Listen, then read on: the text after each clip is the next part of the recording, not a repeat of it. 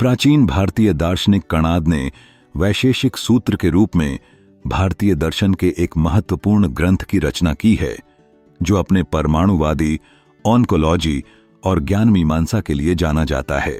यह ग्रंथ तत्कालीन युग में न केवल वास्तविकता की गहराई में उतरता है, बल्कि अपने परमाणुवादी दृष्टिकोण से तर्कपूर्ण तरीके से ज्ञान और अस्तित्व की भी पड़ताल करता है।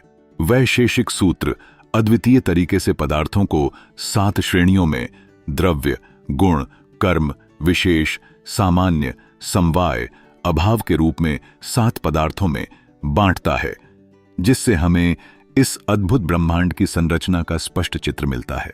पहली श्रेणी में द्रव्य यानी पदार्थ शामिल हैं, जो स्वतंत्र रूप से अस्तित्व में हैं।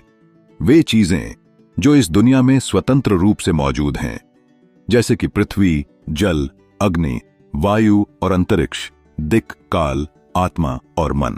जैसे जैसे हम पृथ्वी, जल, अग्नि, वायु और अंतरिक्ष की परिभाषा में गहराई से जाते हैं, हमें यह समझ आता है कि ये तत्व न केवल भौतिक हैं, बल्कि उनके गुण भी महत्वपूर्ण हैं।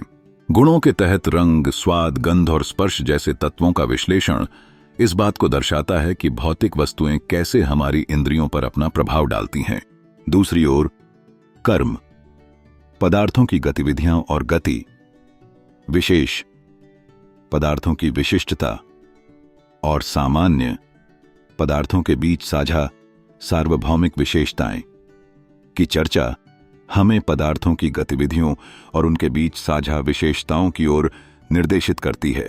यह विचार वास्तविकता के ऐतिहासिक विकास में सकारात्मक परिवर्तन लाता है।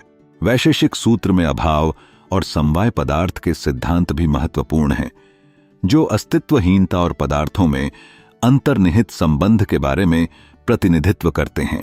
वैशेषिक सूत्र का प्रमुख योगदान तत्कालीन युग में परमाणुवाद के विचार को प्रस्तुत करना है कि सभी भौतिक वस्तुएं अविभाज्य कणों से बनी हैं, जो विभिन्न तरीकों से मिलकर विविध पदार्थों का निर्माण करते हैं, जिन्हें हम देखते हैं। विज्ञान आज जिस बात को करता है, भारत में प्राचीन काल में यह सिद्ध कर चुका था कि प्रत्येक भौतिक वस्तु अविभाज्य कणों से मिलकर बनी होती है, जो कि विविध क्रियाओं और मेल से रूप लेती हैं। इस धारणा ने न केवल प्राकृतिक विज्ञान में बल्कि दर्शन में भी नए आयाम खोले। ज्ञान मीमांसा में वैशेषिक सूत्र ने प्रत्यक्ष अनुभव, अनुमान और शब्द प्रमाणों के माध्यम से ज्ञान प्राप्त करने के विभिन्न तरीकों का विश्लेषण किया था, जो इस बात पर जोर देता है कि ज्ञान कैसे प्राप्त किया जाता है और कैसे मान्य किया जाता है।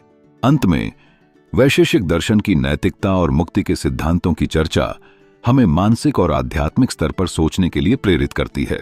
वैशेषिक सूत्र यह बताता है कि ज्ञान के माध्यम से वास्तविकता की ज्ञान और समझ ही मुक्ति का मार्ग प्रशस्त करती है।